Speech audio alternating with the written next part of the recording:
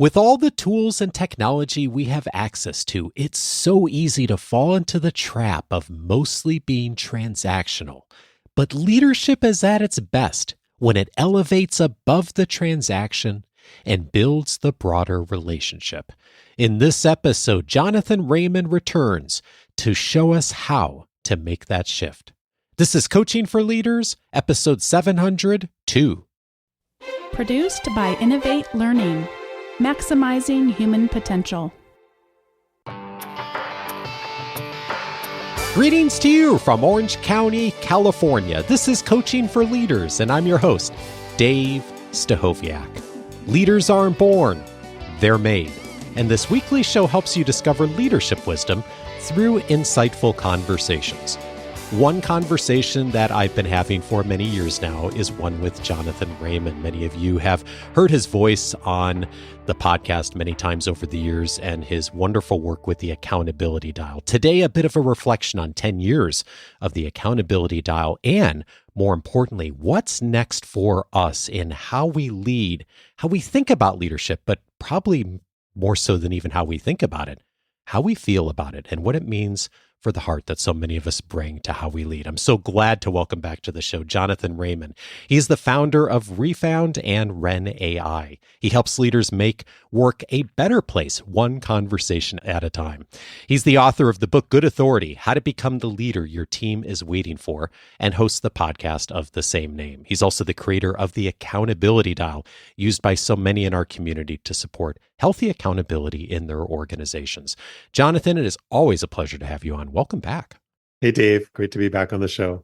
10 years ago, you and I had a first conversation, I think it was almost 10 years ago now, on episode 306 about the Accountability Dial and the 5 steps. So many people have utilized it over the years.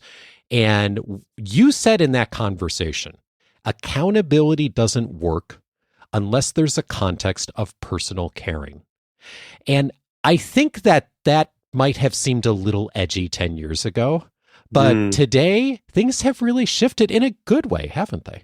Yeah, it's interesting. I think, when I wrote that book, it was really, it came out of a really painful and challenging place in my life where I felt like I was being held accountable in some ways, but not in a context of caring. And it was very challenging. It makes it much more difficult to grow. It makes it much more difficult to receive feedback, to work with it, to self-reflect. And I think the stakes have just gotten higher and higher on that. But yeah, those words ring ever true for me every single day when I see what's happening in the world and organizations, on teams. So I'm glad it got more true and not less true over time.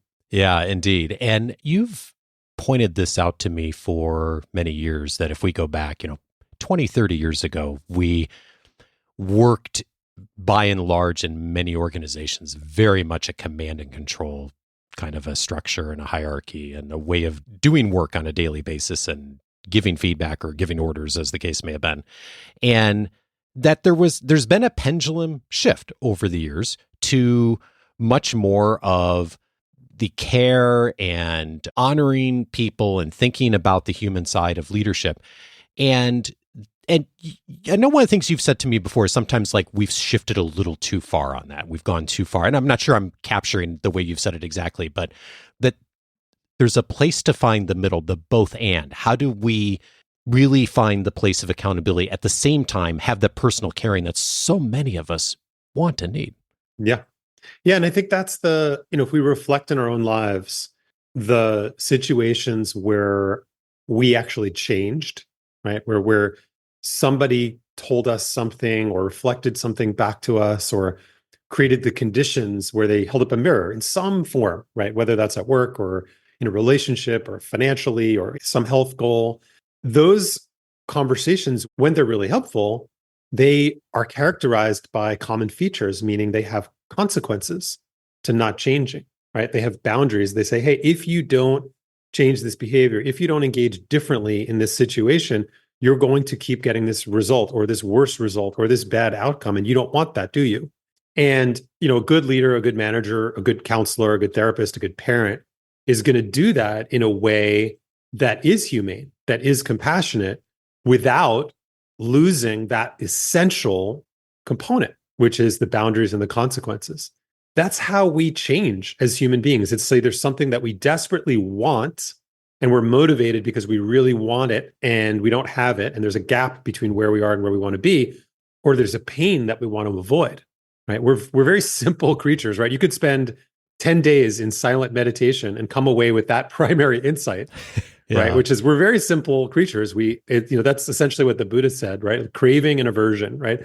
There's the things that we want and the things that we want to avoid. It's pretty simple, but it's so rare where we have a context with someone who's trying to help us, who knows how to do both, right? Who says, hey, you need to change and let me help you, and does it in a way that's actually balanced.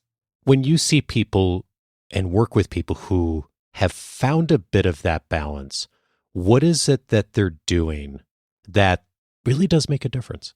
They're managing their fear.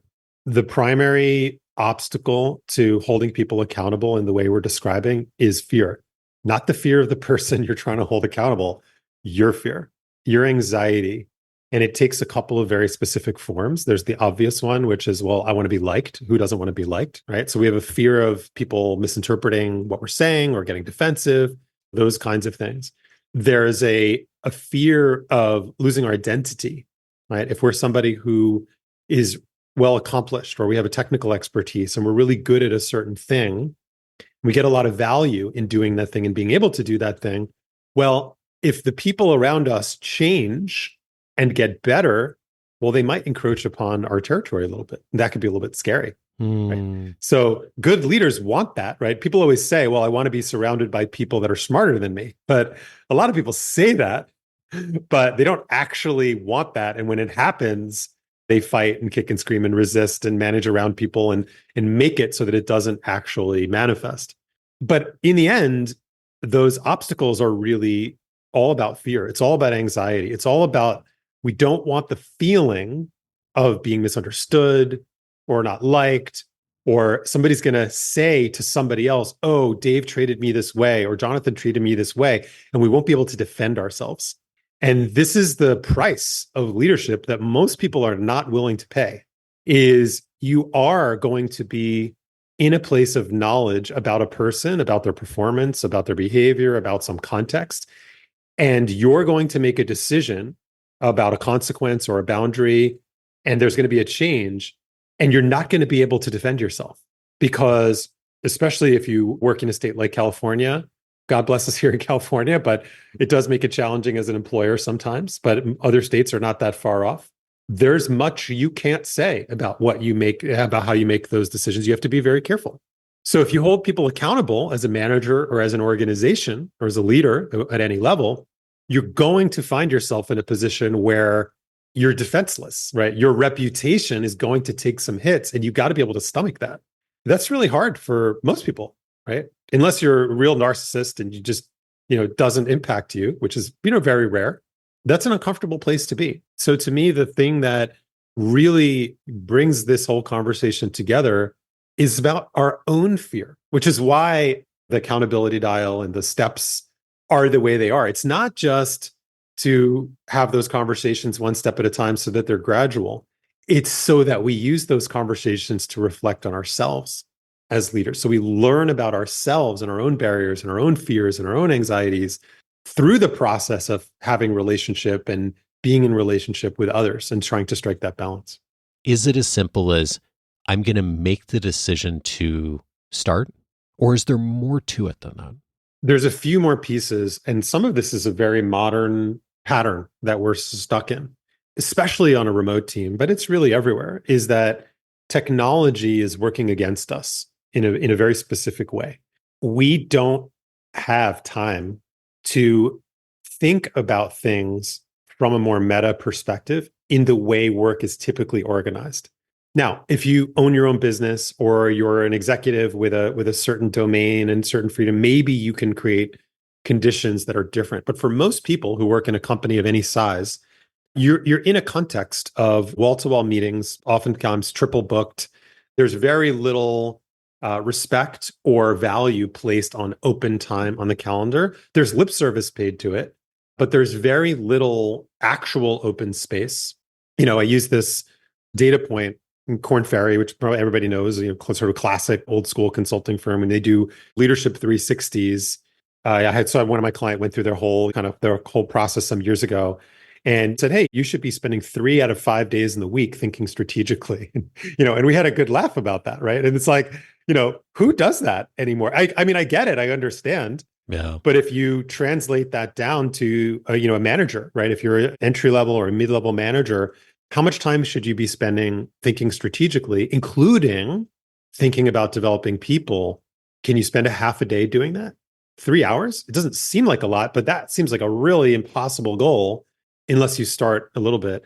But the bigger problem is the technology itself, in that we now have, if you did an inventory, just close your eyes while you're listening to this episode right now and do a quick inventory. How many tools do you have that you log into on a day-to-day basis that have an inbox, not just your email inbox, right?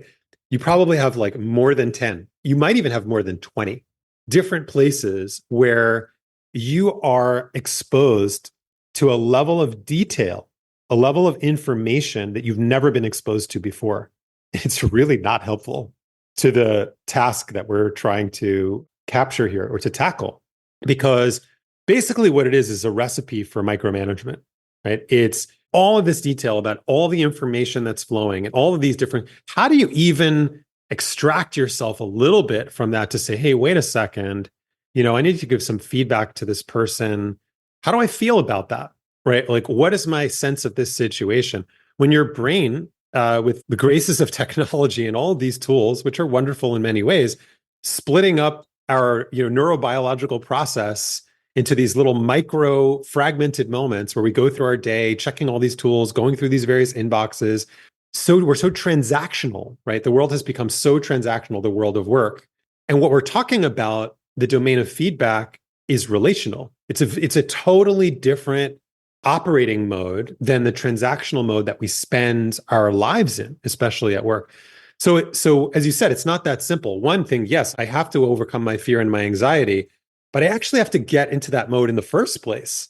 Like, I can't even play in that domain that we're talking about if I'm literally like, I wake up in the morning and the first thing I do, I turn on my computer and then I'm just checking through transactions for 8 to 10 hours or more, right? There's a whole other obstacle that we have to solve for there.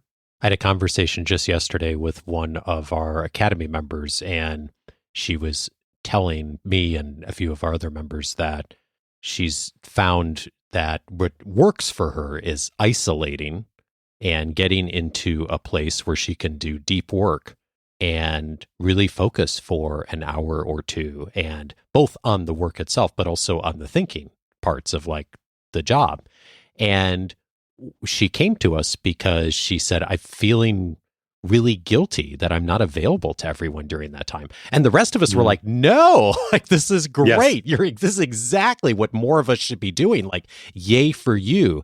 And yet, to your point, Jonathan, like, the pressures around so many of us to stay connected. I mean, not only in the workplace, but we see it in our personal lives, to text messages, social media, Instagram, whatever like the thing is, the pressures to kind of stay connected transactionally into every moment are so powerful today. Yeah, it reminded me, I love the example that you brought. It reminded me of the book, The Circle. Did you ever read that book? No, I don't think so. It's a great one. They made it into a terrible movie, which I didn't watch. I think Tom Hanks was in it, but it's a great book. And it addresses pretty directly the phenomenon you're describing. So this book was probably 10, 12 years ago, Dave Eggers. It's really prophetic. Basically, it's a social media company. It's sort of like a mock sort of Google, Facebook, and all data is out there, and it's this very transactional nature. And everybody ends up wearing these like cameras, like recording all of their actions, like and the sort of dystopian statement in the book from the sort of forces of evil is privacy is theft, right? So if you're keeping it to yourself, if you're isolating, you're actually stealing from the common understanding, right? So everybody lived under this threat of constantly having to provide and stay connected and be part of the system. So it was, as I said, really prophetic, because it's kind of what we're living in right now. But what your member is describing is exactly what we need to do. Is we need to find places of retreat. We need to find places of isolation. And it's very difficult to do, but you do have to swim upstream, right? You have to like, everybody's on the highway going 90 miles an hour, and you've got to get off that highway and say, you know what, I'm going to go over here and be quiet for an hour and actually do some reflection. I'm going to do some thinking. I'm going to take some unstructured, non-transactional time to do something different. But it's, as you said, there's a guilt. It's like from that book, like you feel like, or you can feel like you're stealing, right? Like what, there's a kind of a guilt because you're doing something that nobody else seems to be doing. So I would just say, good for you. Keep going. We probably need, hopefully it's not an app, but we probably need to come together as a community of people who value that and reinforce that behavior in others. Because honestly, this is what I see in all of the organizations that I consult with, is that there is such a sagging level of thinking. It's like there is no crispness, CRISP, to the way people think. There's no critical thinking. There's no looking at a problem from multiple perspectives. There's no really looking at learning. How do we learn from a situation? We're so inculcated and sort of cultified into this transactional model. And the organizations are suffering. The CEOs I talk to is, Jonathan, how do we get out of this? Like, it's not like nobody is aware of the problem. It's like, how do we get out of this thing? How do we actually restore a sense of what growth is, where people are thinking about the problems differently? So I hope we're maybe at the sort of bottom of the valley, and everyone's like starting to be in enough pain where we'll actually redesign our work in a different way, and that will stick. That's not my area of expertise in terms of the org design and the workplace design, but people are in pain about it. I'm in pain about it. It's really difficult to see, and I think that it translates directly into our national political culture. Right? We can't talk about an issue from a philosophical perspective. We're not able to. It's either right or wrong, red or blue, this or that, pro or anti. Right? It's what's the transaction? Which side am I on? And there's no dialogue. Right? We don't debate policy. We don't look at these issues with any kind of maturity. And so I think that, as above, so below, or as at work, as in life, this is where we are. We're kind of stuck right now. As I think about this reality, I'm thinking about both the individual leader in an organization and also just the larger culture of the organization. For the individual leader, when you see people do make this shift just a bit and get to a place where they're able to step back, to think about the bigger picture, to think about the relationship, to lean in a bit more on the personal caring piece, what is the first or second step that they do that starts to nudge them in that direction?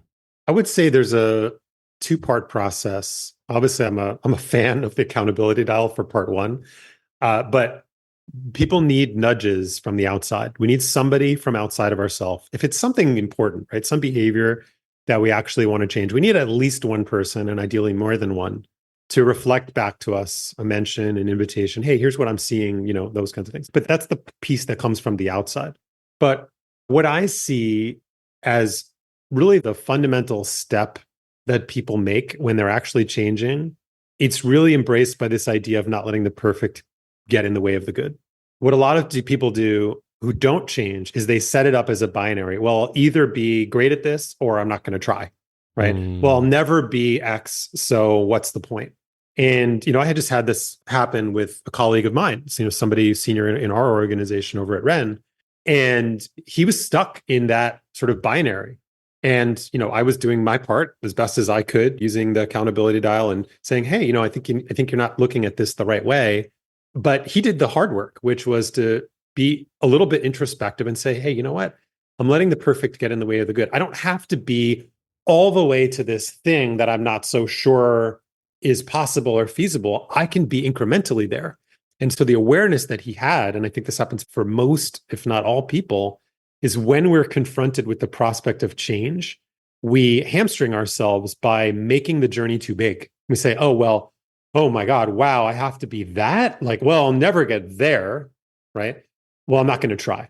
And we would never let our kids get away with that, right? With our kids, we would say, no, it's practice. It's about consistency. It's about incrementally moving towards the thing that you want to go. Yeah. But we don't do that with ourselves, right? We don't give ourselves that grace. So I would say the people who are successful, it's that those two parts. One is they've people outside of them who reflect back in a consistent way. Hey, I don't think the way you're showing up is the way that you really want to. I don't think this is your best self, right? Hopefully you do that kindly and you've got tools to be able to do that.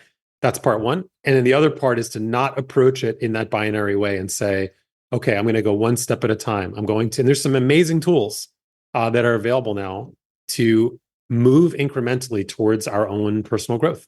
Well, and it's the spirit of the accountability dial. And what, by the way, we'll refer back to it for people who are not familiar with the model, but the start is make a mention, right? Make mentions regularly. I can't tell you how many times your name comes up every day in our interactions in the academy, Jonathan, because often our invitation is when folks are handling tough situations or someone's not performing in the way they want to, or they need to give feedback, is we start with like, let's start, like make a daily mention something that happened that worked well or didn't work well each day. And it's the beginning of that process of taking that one step at a time.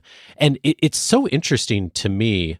I've seen the exact same thing with our members when we're working together. The biggest single thing that I'm doing consistently, Jonathan, with our members is trying to get people to do less. The people who show up for our academy are high achieving people who want to do wonderful work in the world and they have had great success in their careers by and large. And they want to make a shift. And they set themselves up for a plan that's going to take 10 hours this week to start to make that shift. And I'm usually the person jumping in like, no, yeah, you might do that in week one. Like you might actually have enough motivation and energy and to get 10 hours of work done. But it's not sustainable. And the real sustainability comes from like 5 minutes today. Let me take an action that like starts this process in the accountability diet. I make the mention today and I make a mention tomorrow and I do that the next day. And I start to take on a new identity that doesn't seem so fearful and scary because so much of it comes back on just like how much fear we set up in ourselves. Yeah, I'll give you a recent example. I was talking with a CTO of a company and he was trying to help one of his leaders, a director in the organization. And when I asked him, I said, what's the challenge? And I know the person a little bit. And he said, well, I don't know if he really wants to lead at that next level. He's good at the execution. He's talented. He's smart. But, there's this gap. And I don't know that he actually really wants that. He says he does, but I don't really want, and this is the result that I need. Right.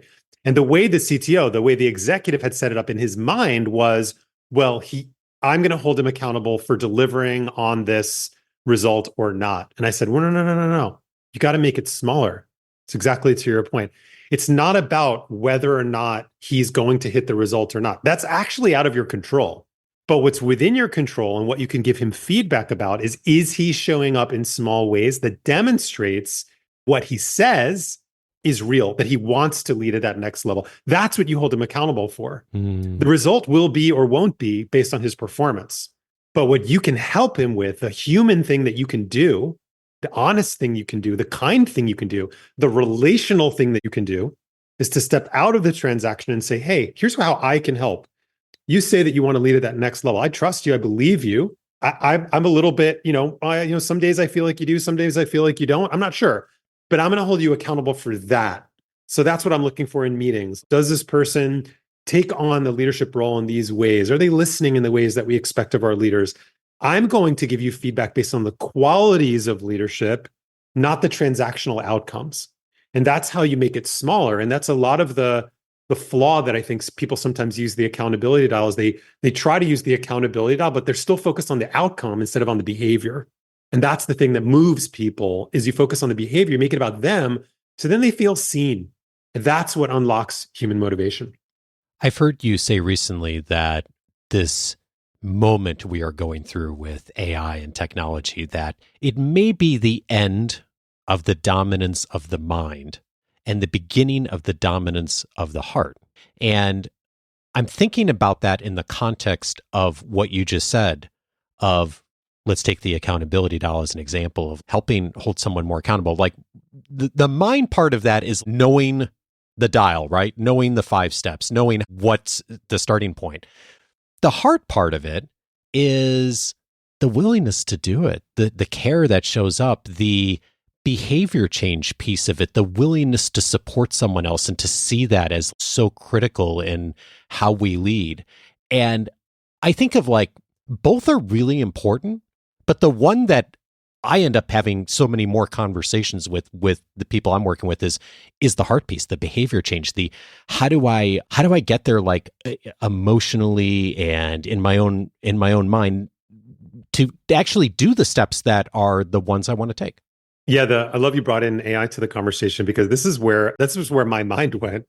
Maybe my mind's a little warped, but a year and a half ago, obviously AI has been around for much longer, but when we saw this emergence of kind of conversational or generative AI, that's when this idea of, ooh, maybe we're coming to the end of the dominance of the mind for a very specific reason, because this thing is smarter than us, right? And so we have identified, there's a lot of people, Yuval Harari, I think is one, many other thinkers who have been talking for the last couple of years, trying to open us up to this prospect of like, maybe we've met our match, but maybe that's a good thing, right? Maybe all of the ways that we've been operating, which are very mind-based, very mental, very transactional, all the information that we move, all the reporting that we do, all the data, right? What if we've been working in the bowels of the machine in the way we shouldn't? And actually, AI could be in that way our salvation. I don't want to sound crazy about it. There's definitely downsides. There's ethical considerations, and there is existential risk, right? There is, right? You talk to AI ethicists, and I'm very aware of the potential challenges, but there is really an amazing opportunity for us to accept that we've met our match and to say, hey, you know what? I'm actually going to let the AI do what the AI can do better than I can, faster than I can, more efficiently than I can. And so we might finally get the space we've all been hungry for. You've been talking on this show for years. I've been talking for years. Well, we actually have to have the heart. We actually have to lean into those parts of us, which is the underdeveloped muscle, right? We have this overdeveloped brain and this underdeveloped heart. Most people, especially people who are, high ambition, high technical knowledge. That's just the reality of it. Like we've used that muscle a lot. Since first grade, we've been working it out hard, lots of reps, right? Lots of rewards, lots of incentives. Yeah, we've all been rewarded for it a lot, haven't we? Yeah. And I think you're seeing it, right? I think there's cracks in the armor where my prediction is 5 years from now, it's going to be completely normal, maybe faster, completely normal for leaders, public leaders, people in government, people running large institutions to be talking about these topics and the types of vulnerability and transparency that folks like you have been craving for years. We've been saying, hey, this is so obvious. Just be a little transparent. Just be a little vulnerable. Just show us your heart a little bit. Just be a friggin' human. People have been saying it for a decade or more. And I think we're going to start to see it. And I think it's paradoxically, counterintuitively, a result of what AI is doing to supplant us, to knock us off our mind mediated pedestal. I've had a couple of people reach out to me and say, hey, Jonathan Raymond's doing something with Ren and AI. Like, what's up with that? Are you going to do an episode with him? And so here we are, like having this conversation about this new technology. What have you done? And like, how are you utilizing that tool and sharing it with others? And we'll give people an invitation to try it out if they want to, of course. The long and short of it is we have the same problem that all learning organizations, all teaching organizations have, which is one thing to teach the ideas. You got really good ideas. Obviously, I think the accountability dial is a really good idea, but there's a lot of good ideas out there. And the challenge with them is all the same, which is the implementation, because knowing is not doing, especially for adults, right? We've known this, right? No pun intended, for decades, right? All the adult learning theory models. So what we did was we trained an AI called Ren on our methodology, on the accountability dial, on the concept of more Yoda, less superhero, on the soul of the role, to give managers, no matter where you are in the organization, and employees, direct reports, even if you're not a manager and you never want to be a manager, a tool to actually self-reflect, to actually lean into the conversations in the workplace, the fuzzy, weird, I don't know what to say, they might get defensive, to actually give a place to practice, to learn about ourselves in a way that historically you'd have to pay thousands of dollars for a coach to help you do that over many months. And we're shrinking and shortening the time to value, essentially. So that's the whole idea of AI, at least at our use case that we've put it to use for, is to give you a resource that understands you like a coach would, that has context on your challenges like a good coach would, that has curriculum like a good training company would, that understands your company values, right? Like a good consultant would, and actually takes all of that data, right? Because what is AI good at? Really good at taking a massive data set, consolidating it down, and spitting out information or advice that has all of that context baked into it. So we're doing that at the organizational, team dynamic, cultural level, but to all the way back to the beginning, down to the conversation. It's about the conversations we have. And we've never had a tool before that we could give to our clients, anyone who wants to use it, to say, hey, you don't need to actually, talking to a coach is wonderful. Having a consultant come on site and do a workshop, that's incredible. Super expensive, logistically complicated, and has all kinds of downsides because it usually only goes to the people at the top of the org chart. They're the ones that usually benefit. So we can democratize leadership development in this way. So we're very early. It's super exciting. There's so much to learn, but that to me is the promise. And it's not to get rid of coaching or to get rid of leadership. It's to free it up so that coaches can be smarter, so they can have so much more context, so that managers can know so much more about a situation and give advice and use the accountability dial so much more effectively. So as you can tell from my voice, I'm really excited about it because I've been in this industry for the last 15 years and I didn't know what I was waiting for, but this is what I was waiting for. Yeah. And you utilize the technology to do what the technology can do better than any of us can do individually. And to your point, you then free up the space to do the care, the heart, the behavior change piece that the technology's not as good at, right? And that we as human beings should be taking our time to do. And what a great resource to do that. So we're going to put a link in the episode notes to Ren Coach and how to request a demo. You've got a resource available for folks to try it out with their team for 30 days if they'd like to try it out for free, get a sense of it. By the way, we've had several members who have gone in and utilized Ren, and it's been really powerful, and they found it to be a great resource to get them faster along to overcome it. Then you can have the conversation about the fear piece and okay, how do I get moving on this? And how am I thinking about it? And how do I feel supported? And how do I actually shift? Those are things we talk about in our academy all the time. It's not so much the model itself. It's all right, I got the model. Now, how do I actually move and shift? And what a great tool to help people to do that. Let me just add one more piece before we move on, because I think this is not about Ren. This is about AI. It was just surprising, which was surprising to me, which is we've seen that people are far more at ease and comfortable opening up and speaking at length to an AI than they are to a coach, which is fascinating to me, but it makes sense, right? There's an anonymity to it, and people feel like they don't feel like they're wasting Ren's time. Right? They don't feel like, oh, I only have this 1 hour with my coach and I better it's like they can just vent, they can just spew it out and just download this information, which is actually what a coach really needs. But there's not enough time in a coaching session to do that. And so there's this contraction that happens in most coaching in this sort of agreement between coach and coachee that AI is super interesting to observe. And there's just value, people say oh, venting's not healthy. Venting is amazing, right? Venting is one of the most amazing things that you can do. Now, venting forever, not so much, right? But venting to get it out of your head, what's on your mind, raw thoughts, it's like Mark Twain at least attributed write drunk, edit sober, right? It's like, just let it out, sort it out later. And AI is great for that, right? So whether you use Ren or some other tool, this tool, this technology, and as I like what Sam Altman said, it's a tool, not a creature, even though it sometimes feels like a creature. It's a tool. This tool is incredibly well suited for that, to just get it out of whatever it is, get it out, and then you'll clean it up later. Jonathan Raymond is the founder of Refound and Ren AI, and of course, the creator of the Accountability Dial. Jonathan, thank you so much, as always, for your inspiration. Thanks, Dave. Always great to be on the show.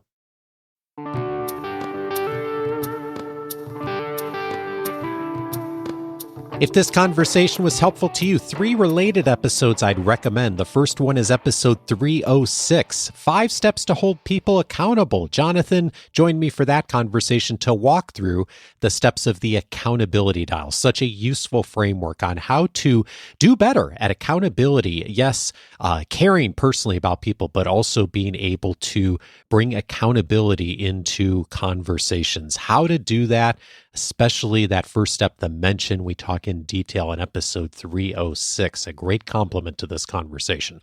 Another helpful complement, episode 583, how to give feedback. Russ Laraway was my guest on that episode, and we talked about, well, exactly that. How do you give feedback? That's a skill a lot of us have, maybe we've read about, we've tried a little bit before, but a lot of us never really got a lot of training on the actual steps to do it when you do need to give feedback and you need to have that conversation. How do you start it? What are the key elements? Russ in that episode walks through it and makes it very straightforward. It's not easy, but simple on the steps to begin with to start to have those more difficult conversations. Episode 583, a helpful starting point for you. And then finally, episode 670, I also recommend how to connect with people better. Charles Duhigg was my guest on that episode. He's done extraordinary work on thinking about people and habits and communication. His recent book, Super Communicators, are such a helpful way to think about the conversation beyond what Jonathan and I talked about today, moving past transactional into relational, how to even connect better. Charles in that conversation talks about some of the ways and the mindsets we can take on that'll help us to really support that so beautifully in our work professionally, but also, of course, personally too. Episode 670 for that. All of those episodes you can find on the coachingforleaders.com website, and I'm inviting you to set up your free membership at coachingforleaders.com. When you do, you're going to have access to the entire library of episodes that I've aired since 2011. Most importantly, those searchable by topic. So if you are looking for episodes that will help you to give feedback better, one of the places we're going to be filing this episode is under the feedback section, but there are many other conversations I've had over the years with guest experts that complement this conversation. It's a great starting point to find what's most relevant to you right now, whether it's feedback or management skills or something else. Set up your free membership at coachingforleaders.com. You'll have full access to the episode library, plus tons more inside of the free membership. And if you have been using the free membership for a bit, I would encourage you to discover Coaching for Leaders Plus. One of the key benefits inside of Coaching for Leaders Plus is my weekly journal entry. I am doing thinking every single week in the context of the conversations I'm having with leaders and our guest experts, and how my perspective might be helpful to you, more of my thinking on what you might do